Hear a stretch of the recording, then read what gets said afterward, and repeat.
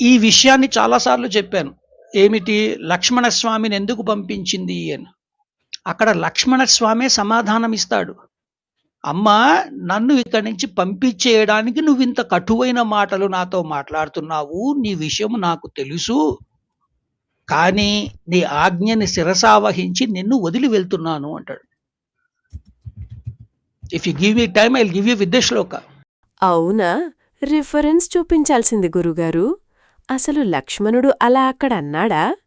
ఒక్కసారి గీతా ప్రెస్ వారి అనువాదాన్ని చూద్దాం ఏముందో. ఏమాత్రమూ తొనకక శిరసు వంచి నమస్కరించి ఆమెతో ఇట్లనెను. అమ్మా సీతాదేవి, నీవు నాకు పూజ్యురాలవైన దేవతవు. ఇక నీ ముందు మాట్లాడజాలను. స్త్రీలు ఇట్లు మిక్కిలి అనుచితముగా పలుకుట ఆశ్చర్యకరముగాదు. సాధారణముగా స్త్రీలు ఆయా సందర్భములలో ఇట్లు పరుషోక్తులాడుట లోకసహజము. కొన్ని పరిస్థితులలో వారు వినయాది ధర్మమార్గములను అనుసరింపరు. వారి మనస్సులు చాంచల్యమునకు లోనగుచుండును. వారు క్రూరముగా ప్రవర్తింతురు. ఆప్యాయతకును బంధుభావనకు విఘాతము కలిగింతురు. జనక మహారాజు కూతురువైన ఓ సీతాదేవి, నీవు పలికిన ఈ నిష్ఠుర వచనములు నా చెవులకు కాచబడిన బాణపు ములుకులవలె వేదన కలిగించుచున్నవి. ఇట్టి మాటలకు నేను తట్టుకొనజాలను. లోకమర్యాదను పాటించుచు సముచితముగా మాట్లాడుచున్న నన్ను నీవు పరుషోక్తులాడుచుండుటను ఈ వనవాసులందరునూ వినుచున్నారు. ఈ విషయమున నాకు వారెల్లరునూ సాక్షులు. నా సహజ స్వభావమును బట్టి నేను అన్నగారి ఆజ్ఞను పాలించుటయందే నిరతుడనయ్యుంటిని. అట్టి నన్ను దుష్ట స్వభావముగల సాధారణ స్త్రీవలే నీవు ఇట్లు శంకించుచున్నావు. అమ్మా, నీవు పొరపడుచున్నావు. దీనివలన ఏ కీడు రానున్నదో ఏమో. అమ్మా, శ్రీరాముని కడకు నేను బయలుదేరుచున్నాను.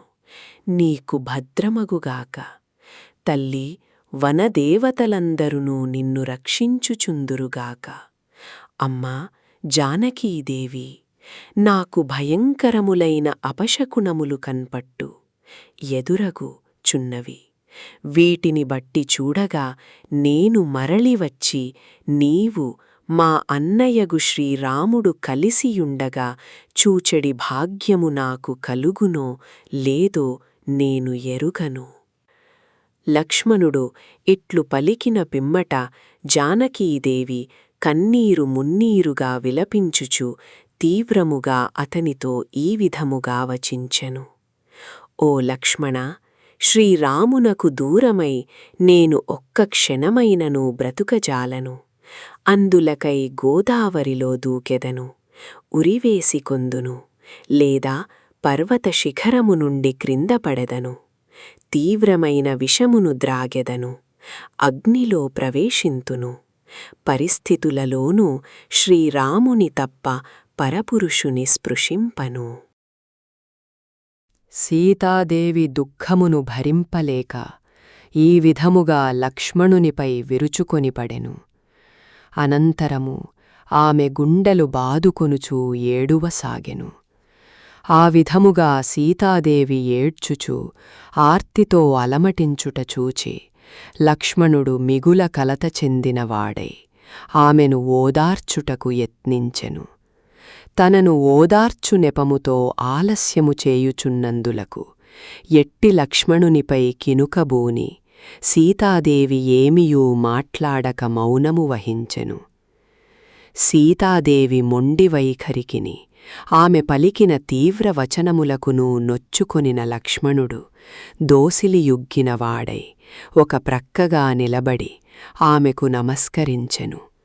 పిమ్మట ఈమెను ఒంటరిగా ఇచట విడిచిపెట్టి వెళ్ళుట ఎట్లు అను తడబాటుతో పదే పదే ఆమె వైపు చూచుచు ఎట్టకేలకు మనస్సును దిటవు చేసుకొని శ్రీరాముని సమీపమునకు బయలుదేతెను.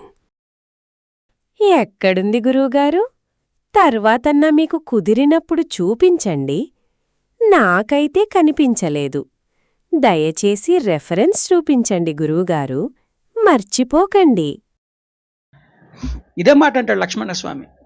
నువ్వు ఇంత కటువుగా ఎందుకు మాట్లాడుతున్నావో నాకు తెలుసు. దేనికంటే అక్కడ భర్త గొంతు వినిపిస్తోంది, హా లక్ష్మణ, హా సీత అని.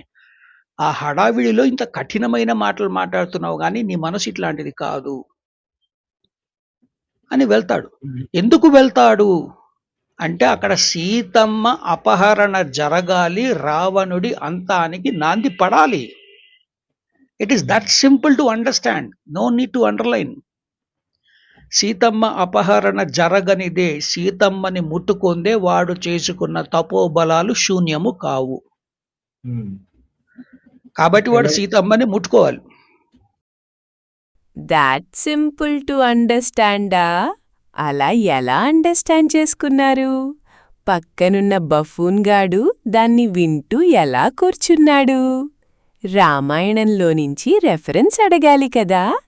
ఏరా బఫూన్, నీక్కూడా అండర్స్టాండ్ అయిపోయిందా? ఎట్టారా ఇట్టయితే?